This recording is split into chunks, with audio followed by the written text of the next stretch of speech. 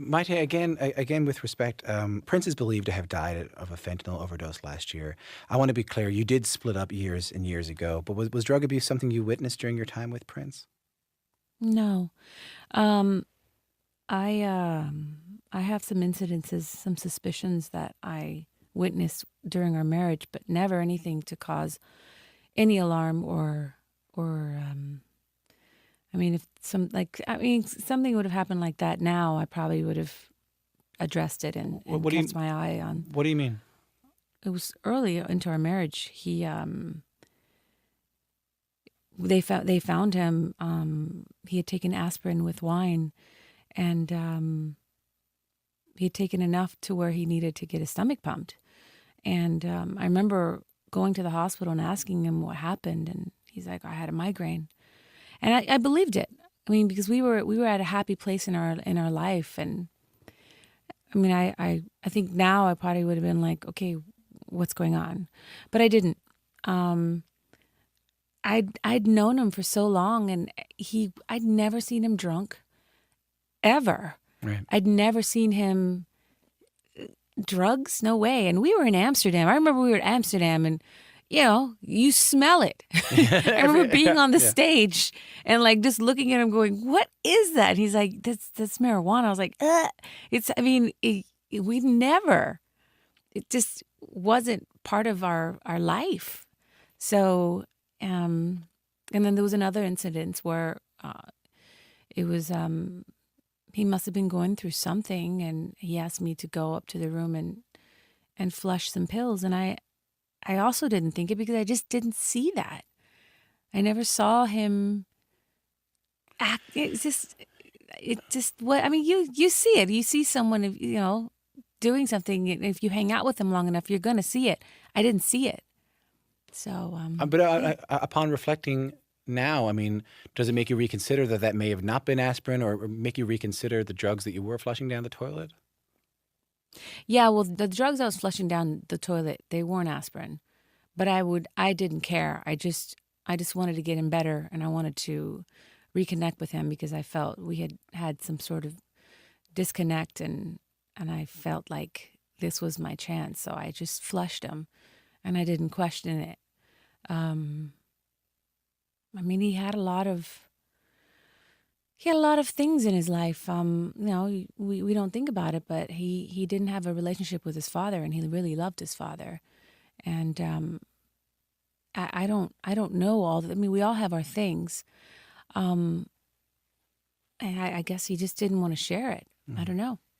I mean, now, yeah, I'm like that with anybody. If anybody takes anything and I see repetition, I'm like, what's going on?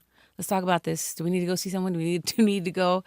I mean, I'm very alert and aware Yeah. of stuff like that. Yeah, because one thing you describe in the book is that Prince was reluctant sometimes to seek out medical advice, and I guess I get the feeling from reading it that it seemed like he was reluctant to seek out medical advice for religious reasons. I mean, how do you feel, again, now looking back? How do you feel about that part of his story?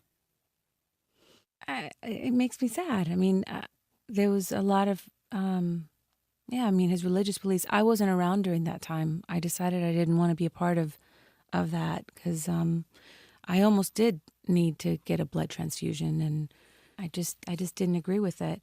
I don't know where he was at with that. Why is my dog moving? I have a cute little dog, and all of a sudden he's like, "I'm awake. He's What's moving. going He's on? Do moving you need some around. He's water?" listening to you.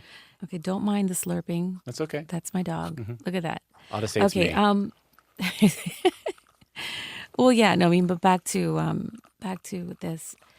I had heard in January of 2016 that he wasn't doing well, but I didn't think it had to do with pills or anything. Nothing. I just thought, okay, he's not doing well. I don't know what, but I need to go see him. I need to go see if he needs some help, some friend, me to be there for him. And I had contacted someone who was kind of in the circle, and they said that he was fine. It's like everybody backpedaled, which kind of was disappointing. But yeah, so I didn't go. I guess when you're surrounded by Again, we talk about the good part of being surrounded by so many people and having people to install pianos for you, and what a beautiful thing that was for him. But I guess it can also be quite hurtful, where people maybe aren't necessarily honest. Yeah, I mean, there's certain people that just don't want to lose their job, and then some people that it's just yeah. I didn't see anything to cause alarm or alert for me back in the day when I was with him. So I mean, but don't forget, I was also very young, and we had two pretty traumatic things happen. So I don't know. As someone who loved him so dearly, what's your advice for everyone out there who misses him a year on? You know, I still have a lot moments where I don't want to accept that he's gone. This book has helped, but I know he did not want anybody to mourn his death. He would always say it like death. He never feared it. He just wanted to elevate and go on to another conscious and be closer to God. So what I say to people is celebrate him, play some music, don't be sad, because he wouldn't want that.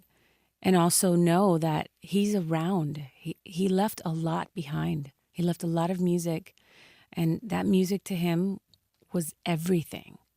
So a big part of him is still here, just not as physical, and we have to get over that.